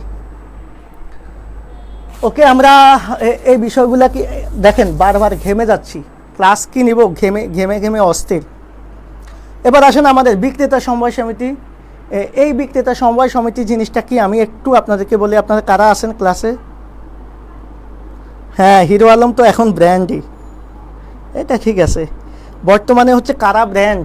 হ্যাঁ, মনে রাখবেন, এফবিতে এসে যে যত বেশি চেষ্টামি করতে পারবে, যে যত বেশি মনে করে লজ্জা বিসর্জন নিয়ে উল্টাপাল্টা বিষয় নিয়ে কমেন্ট করতে পারবে, উল্টাপাল্টা বিভিন্ন পোস্ট করতে পারবে, উল্টাপাল্টা বিভিন্ন বিষয় নিয়ে উপস্থিত হতে পারবে, সেই তত বেশি ভাইরাল। আমাদের দেশে যারা এখন ভাইরাল, হ্যাঁ, এটা আপনি জায়েদ খান বলেন, হিরো আলম বলেন বা অন্যান্য যারা বলেন, তারাই কিন্তু আসলে কিভাবে ভাইরাল হয়েছে সেটা সবাই জানেন। সো ভাইরাল হওয়া বা ব্র্যান্ড হওয়া বর্তমানে আসলে অন্যরকম হয়ে গেছে। দেখবেন যে অনেক পোলাপান আছে ব্লগ করে, ওই যে ব্লগ ভিডিও কি দেখায় না দেখায়, কি করে না করে, মানে তারপরেও লক্ষ লক্ষ ভিউ। আর আমরা এত সুন্দর করে ক্লাস নিচ্ছি, সেটার ভিউ 8 জন, বুঝছেন? এই হচ্ছে এই দেশের সমস্যা। এই জাতিটা আসলে আমরা কিছুটা একটু বিকারগ্রস্ত, বুঝছো? কারণ হচ্ছে না হলে এরকম হওয়ার কথা না যে এফবিতে এত এত ফলোয়ার্স, আমি মাঝে মধ্যে এমন এমন ফলোয়ার্স থেকে 3 মিলিয়ন 4 মিলিয়ন ফলোয়ার্স, তার ওই প্রোফাইলের ভিতরে গেলে আমি আর থাকতে পারি না, হ্যাঁ, আমাকে ধাক্কিয়ে বের করে দেয়, মানে আমার বিবেক। ওকে, যে অবস্থা। যাই হোক, বিক্রেতা সমবায় সমিতির কথা আমরা বলবো এখন। বিক্রেতা সমবায় সমিতি কি? যে একই এলাকার বা মার্কেটের বিক্রেতারা নিজেদের আর্থসামাজিক উন্নয়নের উদ্দেশ্যে সংবদ্ধ হয়ে স্বাস্থ্য সংশ্লিষ্ট বিষয়ে যখন কি করে সম্মিলিত ভূমিকা পালনের জন্য যে সমবায় সমিতিটা গড়ে তোলে, মানে হচ্ছে এটা হচ্ছে একটা নির্দিষ্ট এলাকার বিক্রেতারা, হ্যাঁ, নির্দিষ্ট এলাকার বিক্রেতারা কি করে নিজেদের পারস্পরিক কল্যাণের জন্য বা সামাজিক উন্নয়নের জন্য উদ্দেশ্যে সংঘবদ্ধ হয়ে স্বাস্থ্য সংশ্লিষ্ট বিভিন্ন বিষয়ে এর জন্য তারা একতাবদ্ধ হয়ে যে সমবায় সমিতিটা গড়ে তোলে সেটাকে বলা হয় বিক্রেতা সমবায় সমিতি। যেমন ওই যে আমরা হকার্স সমবায় সমিতিগুলো দেখি, বণিক সমবায় সমিতিগুলো দেখি, পুস্তক বিক্রেতা সমবায় সমিতিগুলো দেখি, ওকে, বা তরকারি বিক্রেতা হতে পারে, মাছ বিক্রেতা বা স্বর্ণ বিক্রেতা, এই জাতীয় সমবায় সমিতি, মানে দেখবা যে এদের আলাদা একটা সমিতি আছে। আবার যারা মাছ বিক্রেতা আছে তাদের একটা সমিতি আছে। তুমি অনেক সময় মার্কেটে গেলে তোমার সাথে যদি কারো ঝামেলা হয়, যে মাছ বিক্রি করতে গেলে, বা দেখবা যে একজন কথা বললে 10 জন চলে আসে তোমার কাছে, ওকে, বা যারা রিক্সা চালক আছে তাদেরও একটা সমবায় সমিতি আছে। তো এই বিষয়গুলো হচ্ছে সাধারণত মানে এখানে আমি সেটা আনলাম না, জাস্ট এখানে বিক্রেতা সমবায় সমিতি, তো জাস্ট বিক্রেতার দিক থেকে আমরা চিন্তা করব, ওকে, তারা নিজেদের কল্যাণের জন্য। আর মালিক সমবায় সমিতি তো আমরা জানি যে মালিক শ্রেণী যারা আছে তাদের জন্য এটা করা হয়ে থাকে। যেমন আমরা জানি কোন ধরনের মালিক, আমাদের বিভিন্ন ফ্ল্যাটের মালিক আছে, তারপরে বাড়ির মালিক আছে, দোকানের মালিক আছে, হ্যাঁ, বা পরিবহন মালিক আছে, এরপরে ক্ষুদ্র শিল্পের মালিক আছে। এই মালিকদের নিজেদের পারস্পরিক কল্যাণের জন্য যে সমবায় সমিতিটা গড়ে তোলে সেটাকে বলা হয় মালিক সমবায় সমিতি। উৎপাদকরা নিজেদের জন্য যে কল্যাণটা যে সমবায় সমিতি গড়ে তোলে সেটা উৎপাদক সমবায় সমিতি। বিষয়টাকে ক্লিয়ার তোমরা? এগুলা খুব ইজি জিনিস, এগুলা নিয়ে কথা বলার দরকার নাই। এই যে তুমি জাস্ট ফ্ল্যাট মালিক, বাড়ির মালিক, দোকান মালিক, হ্যাঁ, বা পরিবহন মালিক, ক্ষুদ্র শিল্পের মালিক ইত্যাদি হচ্ছে আমাদের মালিক সমবায় সমিতি। পেশাজীবী সমবায় সমিতি আমরা জানি একই পেশার মানুষ যখন নিজেদের কল্যাণের জন্য কোনো সমবায় সমিতি গড়ে তুলবে সেটাকে আমরা পেশাজীবী সমবায় সমিতি বলবো। জাস্ট উদাহরণগুলো একটু দেখবো, যেমন প্রকৌশলী, একই প্রকৌশলী, হ্যাঁ, কৃষিবিদ, হিসাব নিরীক্ষক, চিকিৎসা ইত্যাদির জন্য পেশাজীবীদের জন্য যে সমিতিগুলো আমরা দেখি সেগুলোকে আমরা পেশাজীবী। এরপরে শ্রমজীবী জিনিসগুলো আমরা জানবো, এটা দরকার নেই আমাদের অত। আমরা ভোক্তা সমবায় সমিতিটা একটু দেখবো ভালো করে, এটা আমাদের জন্য একটু গুরুত্বপূর্ণ। ভোক্তা সমবায় সমিতি মানে হচ্ছে, খেয়াল করবা এই জিনিসটা আমাদের জন্য খুব গুরুত্বপূর্ণ, ভোক্তাগণ ক্রয় সুবিধা প্রাপ্তির লক্ষ্যে নিজেদের প্রচেষ্টা ও সহযোগিতায় যদি কোনো সমবায় সমিতি কী করে গঠন করে তখন সেটাকে আমরা বলি ভোক্তা সমবায় সমিতি। তাহলে এটা কেন করা হয়? মূলত ন্যায্য মূল্যে বা প্রকৃত মূল্যে উন্নত মানের পণ্য সংগ্রহ করার জন্য, হ্যাঁ, বা ভোগ করার জন্য এই ধরনের সমবায় সমিতিটা গঠিত হয়ে থাকে। তাহলে ভোক্তা সমবায় সমিতিটা আমরা খুব ইজিলি বুঝতে পারবো।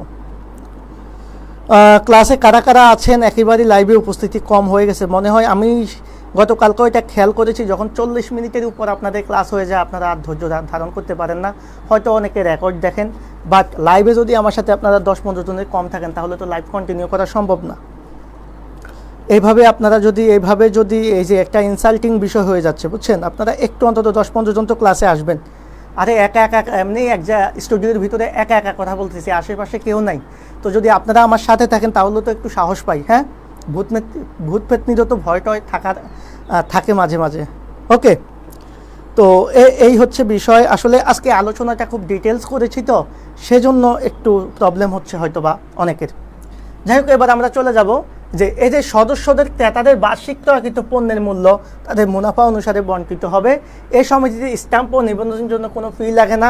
এই সমিতিতে শেয়ার হস্তান্তর করা যায় না, অর্থাৎ এই ভোক্তা সমবায় সমিতিতে কখনোই তার শেয়ারটা কি করা যাবে না, হস্তান্তর করা যাবে না। আর এতে বার্ষিক ক্রয়কৃত পণ্যের মূল্যের অনুসারে এদের মুনাফাটা বণ্টিত হবে। অর্থাৎ বিষয়টা হচ্ছে ব্যবসার মুনাফা যত হবে, মনে করো 1 লক্ষ টাকা মুনাফা হয়েছে, এখন এই 1 লক্ষ টাকা তারা যদি 20 জন সদস্য থাকে, 20 জন সদস্যদের মধ্যে ভাগ করা হবে।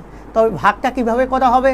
ভাগটা করা হবে অবশ্যই তাদের পণ্যের যে যত বেশি পণ্যটা ক্রয় করছে সারা বছর সেটার উপর ডিপেন্ড করে সেই অনুপাতে তাদের মুনাফাটা বণ্টন করা হবে। এই হচ্ছে কথা।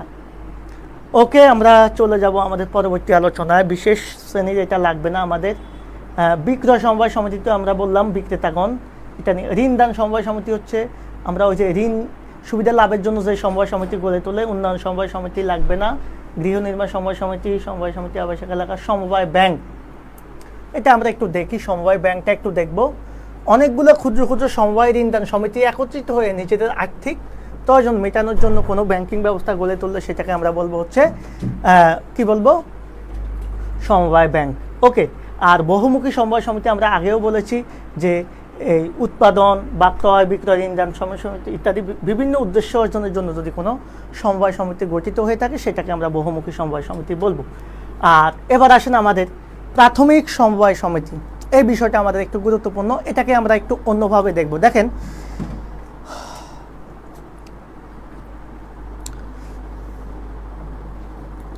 মনে রাখবেন সমবায় সমিতি বলতে মূলত আমরা এই প্রাথমিক সমবায় সমিতিকে বুঝবো। তাহলে সমবায় সমিতি বলতে হচ্ছে এই প্রাথমিক সমবায় সমিতিটাকেই বুঝবো, মাথায় রাখবেন। আর মাথায় রাখবেন সমবায়ে মানে একেবারে নিচের স্তরে যে সমবায় সমিতিটা থাকে সেটাকে আমরা বলি প্রাথমিক সমবায় সমিতি। অর্থাৎ একেবারে সমবায়ে সর্বপ্রথম যারা যোগ দিয়ে সমবায় সমিতিটা গড়ে তোলে সেই সমবায় সমিতিটাকে আমরা বলি হচ্ছে প্রাথমিক সমবায় সমিতি। তাহলে প্রাথমিক সমবায় সমিতি হচ্ছে সর্বপ্রথম, প্রাথমিক থেকে বোঝা যাচ্ছে সর্বপ্রথম। তাহলে সমবায়ে যোগদানকারী যারা আছে তারা একেবারে প্রাথমিক পর্যায়ে যে সমবায় সমিতিটা গড়ে তোলে সেটাকে আমরা বলবো প্রাথমিক সমবায় সমিতি। এই প্রাথমিক সমবায় সমিতি হচ্ছে সমবায়ের একেবারে নিচের স্তরের সমবায় সমিতি। হ্যাঁ, তাহলে সমবায় সমিতি যেমন গ্রামীণ যে সমবায় সমিতিগুলো আছে সেগুলো হচ্ছে এই প্রাথমিক সমবায় সমিতির উদাহরণ। তাহলে প্রাথমিক সমবায় সমিতি বলতে মূলত সমবায় সমিতিকেই বোঝানো হয়, যেটা একেবারেই যোগদানকারী ব্যক্তিবর্গ দিয়ে শুরু হয়। আর এটা হচ্ছে সমবায় সমিতির সবচেয়ে নিচু স্তরের সমবায় সমিতি। গ্রামীণ সমবায় সমিতিগুলো হচ্ছে এটার উদাহরণ। তাহলে এটা আমাদের জন্য খুব গুরুত্বপূর্ণ, কারণ এটার আন্ডারে আমাদের আবার কেন্দ্রীয় বা জাতীয় আসবে। এবার আসেন কেন্দ্রীয় সমবায় সমিতি। কেন্দ্রীয় সমবায় সমিতিটা কি আমরা জানি যে মাথায় রাখবেন কমপক্ষে 10টা প্রাথমিক সমবায় সমিতি মিলে থানা পর্যায়ে যে সমবায় সমিতিটা হবে সেটাকে আমরা বলবো কেন্দ্রীয় সমবায় সমিতি। তাহলে কমপক্ষে 10টা প্রাথমিক সমবায় সমিতি মিলে থানা পর্যায়ে যে সমবায় সমিতিটা হবে সেটা হচ্ছে কেন্দ্রীয় সমবায় সমিতি। আর মাথায় রাখবেন যেহেতু এখানে মূলত কারা সদস্য হবে, প্রাথমিক সমবায় সমিতির সদস্য হবে, এখানে কোনো ব্যক্তি সদস্য হতে পারবে না, কোনো ব্যক্তি কিন্তু এখানে সদস্য হতে পারবে না। তাহলে প্রথমে আমরা দেখলাম হচ্ছে প্রাথমিক সমবায় সমিতি। তাহলে প্রাথমিক সমবায় সমিতি কি দেখলাম, একেবারে শুরুতে বা প্রথমে যারা সমবায় সমিতি গঠনের উদ্যোগ গ্রহণ করে তারা প্রাথমিক সমবায় সমিতিটা গঠন করে। এই ন্যূনতম 10টা প্রাথমিক সমবায় সমিতি নিয়ে যদি থানা পর্যায়ে কোনো সমবায় সমিতি গঠিত হয় সেটা হচ্ছে কেন্দ্রীয় সমবায় সমিতি। এটাতে কোনো ব্যক্তি সদস্য হতে পারে না, এই যে কোনো ব্যক্তি সদস্য হতে পারবে না। ওকে, এবার মিশ্র সমবায় সমিতি মানে হচ্ছে আমরা একটু আগে যে দেখলাম প্রাথমিক সমবায় সমিতি, এই প্রাথমিক সমবায় সমিতি প্লাস কোনো ব্যক্তি মিলে যদি আমাদের কোনো সমবায় সমিতি গঠিত হয় তখন সেটা হচ্ছে মিশ্র সমবায় সমিতি। তবে মাথায় রাখতে হবে এই যে কমপক্ষে 12টা প্রাথমিক সমবায় সমিতি এবং 8 জন ব্যক্তি অর্থাৎ 20 জন সদস্য নিয়ে এই জাতীয় সমবায় সমিতি গঠিত হয়। কি 8 জন ব্যক্তি এবং 12টি প্রাথমিক সমবায় সমিতি মিলে হয় আমাদের মিশ্র সমবায় সমিতি। আমাদের একটা বিষয় এখানে খেয়াল রাখতে হবে খুব ভালো করে, সেটা হচ্ছে কি এই মিশ্র সমবায় সমিতিতে কিন্তু আমাদের ব্যক্তিও থাকবে আবার প্রাথমিক সমবায় সমিতি থাকবে। তবে প্রাথমিক সমবায় সমিতি কমপক্ষে 12, ব্যক্তি হবে কমপক্ষে 8। এটা মিশ্রণে আমাদের কি হবে, মিশ্র সমবায় সমিতি হবে।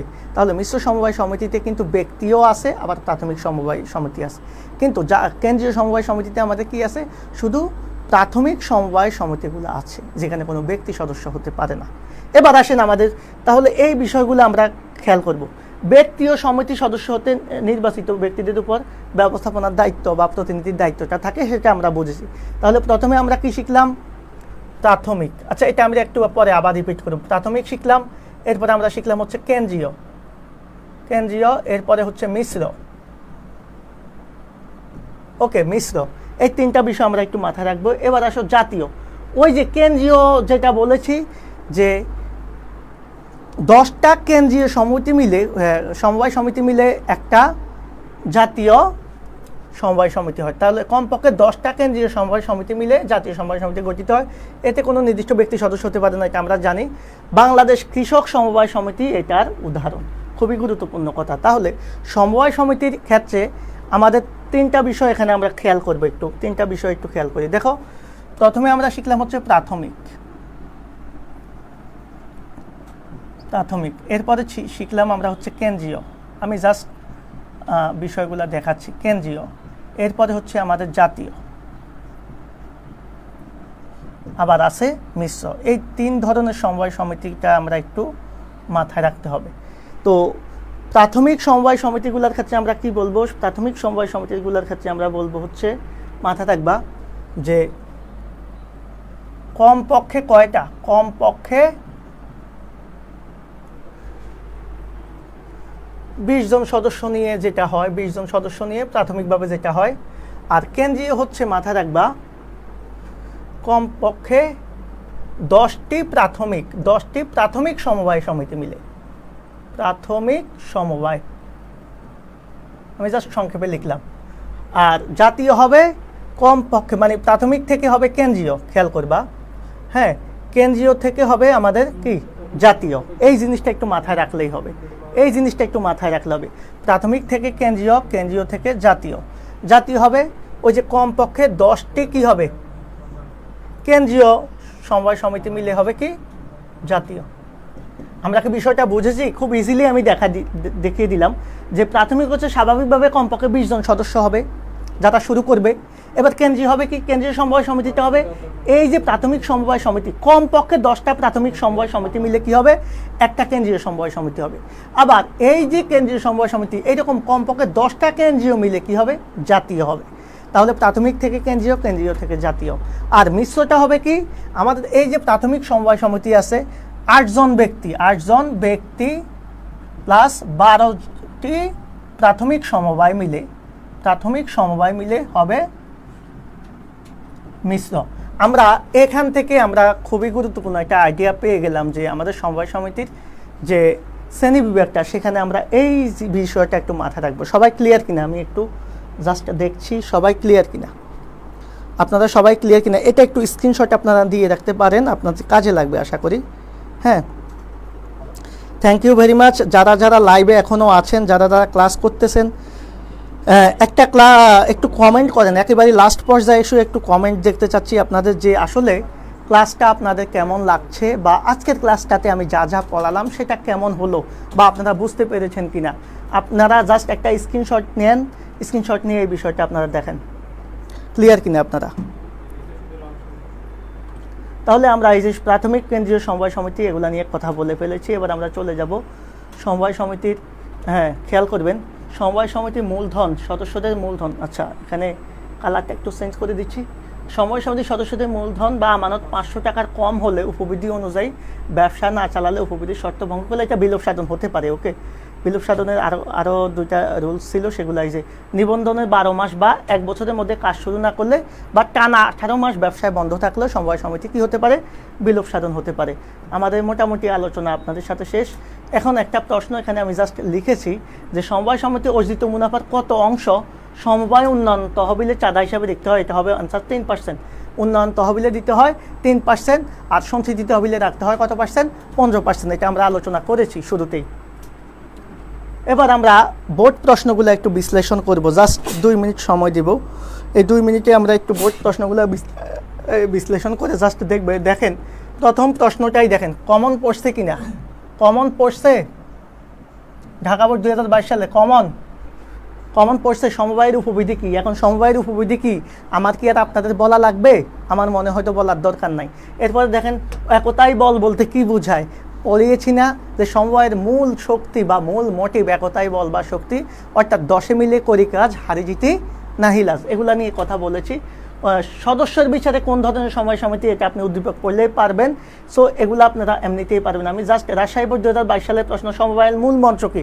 ভাই সমবায়ের মূল মন্ত্র কি সেটা কি আপনাকে এখন বলতে হবে? মূল মন্ত্র বা মূল মোটিভ কি সেটা আমরা অবশ্যই জেনে গেছি। সমবায়ের সাম্যের নীতি, সাম্য মানে সকলের কি থাকবে, সুযোগের সমতা থাকবে, সকলে সমান অধিকার ভোগ করবে। এই বিষয়গুলা জেলেদের দলিল, কোন দলিল প্রস্তুত করতে বলেছেন, ওই যে আমরা দলিলগুলো পড়েছি মনে আছে, উপবিধি পড়েছি। সো এই বিষয়গুলো আপনারা অবশ্যই জানেন। এবার দেখেন আমাদের যশোর বোর্ড 2022 সালের যে প্রশ্নটা সেখানেও আপনি উদ্দীপক করলাম না যা সমবায় সমিতি কাকে বলে, ঐক্যই শক্তি, সমবায়ের মূলনীতি কেন, ব্যাখ্যা করো। পারবেন না? অবশ্যই পারবেন। এই বিষয়গুলো আমি জাস্ট কখনই আলোচনা করেছি, গ আর ঘ আপনি উদ্দীপক পড়ে করে ফেলতে পারবেন, কোনো সমস্যা নাই। এরপরে যে প্রশ্নটা সমবায়ের উপবিধি কী, একেবারেই কমন। আমি যখন উপবিধিটা আপনাদেরকে পড়িয়েছি, আমি কিন্তু প্রশ্ন দেখার আগেই আপনাদেরকে বলেছি 100% প্রশ্ন আসবেই। সেই কথা কিন্তু আপনারা দেখছেন, অন্তত 4 জায়গায় কিন্তু এখানে এই প্রশ্নটা চলে এসেছে। এবার সমবায়ের মূল মন্ত্র কোনটা এবং কেন, পারবেন না? খুবই সিম্পল একটা বিষয়, দেখেন কত ইজি একটা অধ্যায়। চট্টগ্রাম বোর্ড 2022 সালের যে প্রশ্নটা সেখানে হচ্ছে উপবিধি কাকে বলে। আরে ভাই, এটা আর কত বলবো। কেন্দ্রীয় সমবায় সমিতি কিভাবে গঠিত হয়, একটু আগে মাত্র শেষ করলাম। কেন্দ্রীয় সমবায় সমিতি কিভাবে হয়, একটু আগে বললাম যে 10টা প্রাথমিক সমবায় সমিতি মিলে, হ্যাঁ 10টা প্রাথমিক সমবায় সমিতি মিলে কি হয়, একটা কেন্দ্রীয় হয়। আবার 10টা কেন্দ্রীয় মিলে কি হয়, একটা জাতীয় হয়। পড়িয়েছি না? আবার মিশ্র হয় কিভাবে, 12টা প্রাথমিক সমবায় সমিতি এবং 8 জন ব্যক্তি মিলে হয় কি একটা মিশ্র সমবায় সমিতি। সো কোনটা কীভাবে হয় সেটাও আমরা পড়িয়ে ফেলেছি। আমরা এরপরে যে প্রশ্নটা দেখেন, জাতীয় সমবায় সমিতি কাকে বলে। জাতীয় সমবায় সমিতি কিভাবে হয়, ওই যে 10টা কেন্দ্রীয় সমবায় সমিতি মিলে যে সমবায় সমিতিটা গঠিত হয় সেটাই হচ্ছে জাতীয় সমবায় সমিতি। আমরা কমন পেয়েছি সমবায় সমিতি উন্নয়নে বার্ডের ভূমিকা। Bird Bangladesh academy of rural development, বা এটার ভূমিকাটা কি এটা একটু দেখে নেবেন তাহলেই হবে। আমরা পড়িয়েছি। এরপরে সিলেট বোর্ড 2022 সমবায় সমিতি কাকে বলে, একতাই বল সমবায়ের মূল মন্ত্র ব্যাখ্যা করো। পারবেন, খুবই কমন। দেখেন যা যা পড়িয়েছি এর বাইরে কিন্তু কোনো প্রশ্নই আসে নাই। একটা প্রশ্ন, বার্ডের পূর্ণরূপ কি, একটু আগেই বললাম বার্ডের পূর্ণরূপ। তো বার্ডের পূর্ণরূপ Bangladesh academy of rural development, এটা আপনারা সবাই জানেন। হ্যাঁ, বাংলাদেশ স্থানীয় সরকার ও পল্লী উন্নয়ন মন্ত্রণালয়ের অধীনে আমাদের এই সমবায় সমিতিগুলো পঠিত হয়। এখন মিশ্র সমবায় সমিতি বলতে কি বোঝায়, একটু আগেই বলেছি মিশ্র সমবায় সমিতি কাকে বলে, যে আমাদের 12টা হচ্ছে প্রাথমিক সমবায় সমিতি এবং 8 জন ব্যক্তি সমান কমপক্ষে 20 জন সদস্য নিয়ে যে সমবায় সমিতিটা গঠিত হয় সেটাই হচ্ছে মিশ্র। আমি আবারও আপনাদেরকে দেখেন, এখান থেকে কিন্তু প্রচুর প্রশ্ন এসেছে। আমি জাস্ট আপনাদেরকে আবারও ব্যাকে গিয়ে এটা দেখাচ্ছি। এই যে এটা দেখেন মিশ্র কিভাবে হয়েছে, মিশ্র সমবায় সমিতি কিভাবে হয়েছে, জাতীয় সমবায় সমিতি কিভাবে হয়েছে, কেন্দ্রীয় কিভাবে হয়েছে, প্রাথমিক কিভাবে হয়েছে। এখান থেকে একটা প্রশ্ন বারবার আসে। আমি কিন্তু বারবার বলেছি যে এখান থেকে একটা প্রশ্ন আপনারা পাবেন, উপবিধি থেকে একটা প্রশ্ন পাবেন, আপনারা সমবায় সমিতির প্রকারভেদ থেকে একটা প্রশ্ন পাবেন, সমবায় সমিতির ঐক্য বা বৈশিষ্ট্য বা সাম্যতা এখান থেকে প্রশ্ন পাবেন, সমবায় সমিতির বিভিন্ন বেসিক বিষয় থেকে প্রশ্ন পাবেন। অলরেডি পেয়েছেন। এরপরে বার্ড পড়িয়েছি না, অবশ্যই পড়িয়েছেন। সো এই যে যা পড়িয়েছি আপনারাই বলেন, এখন পর্যন্ত কি এর বাইরে কোনো প্রশ্ন আপনাদের কাছে এসেছে? আমার তো মনে হয় না। মিশ্র সমবায় সমিতি। এরপরে যে প্রশ্নটা দেখেন যে সমবায়ের উপবিধি কি, মধ্যস্বত্বভোগীদের দরিদ্র চাষী সমবায় ভূমিকা কীভাবে পালন করে। একেবারে আমি যখন ইতিহাসটা পড়িয়েছি, তো ইতিহাসটাতে কিন্তু আমি প্রথমে দেখিয়েছি, প্রথমে কি হয় 1717 থেকে 1850 সালে, 1750 থেকে 1850 শিল্প বাণিজ্যের উদ্ভব হয়। এরপরে আমাদের কি হয়, আমাদের সমাজের নিচ স্তরে ধনী দরিদ্রের বৈষম্য সৃষ্টি হয়। তারপর ধনী দরিদ্রের বৈষম্য থেকে পারস্পরিক কল্যাণের জন্য কিন্তু আমাদের মধ্যস্বত্বভোগীদের কি এই হ্রাসের একটা চিন্তাভাবনা আসে, যেখান থেকে মূলত সমবায় সমিতিটা গঠিত হয়। এবার দিনাজপুর বোর্ড 2022 সালের প্রশ্ন হচ্ছে সমবায়ের উপবিধি কি। এটা আর বলতে পারবো না, উপবিধি কি কমন চলে এসেছে। হ্যাঁ, সমবায় সমিতির একজন সদস্য সর্বোচ্চ কত সংখ্যক শেয়ারের মালিক হতে পারে, ব্যাখ্যা করো। ওই যে বললাম সমবায় সমিতির একজন সদস্য সর্বোচ্চ কত পার্সেন্ট, আমরা বলেছি না, মনে আছে কত পার্সেন্ট, 20%। অথবা এটাকে যদি তুমি ভাগ করো তাহলে কয় ভাগের 1 ভাগ, 5 ভাগের 1 ভাগ শেয়ারের মালিক হতে পারে। কেন হতে পারে সেটার ব্যাখ্যাও আমি তখন বলেছি। আপনারা কি ক্লিয়ার, সব কিছু ক্লিয়ার কিনা একটু বলেন।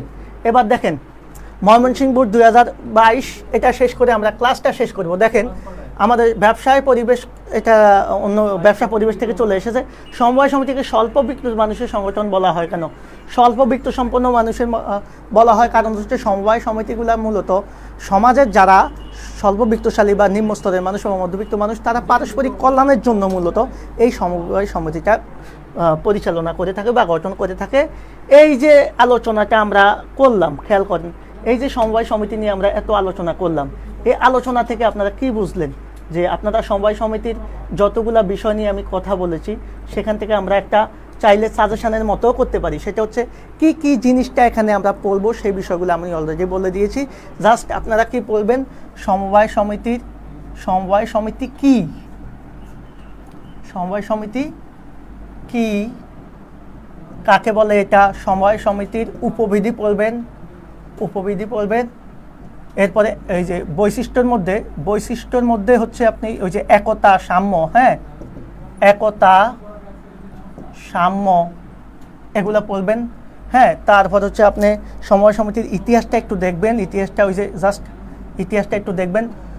উপবিধি লিখেছি। এরপরে হচ্ছে আপনি প্রকারভেদটা একটু দেখতে হবে অবশ্যই, প্রকারভেদ।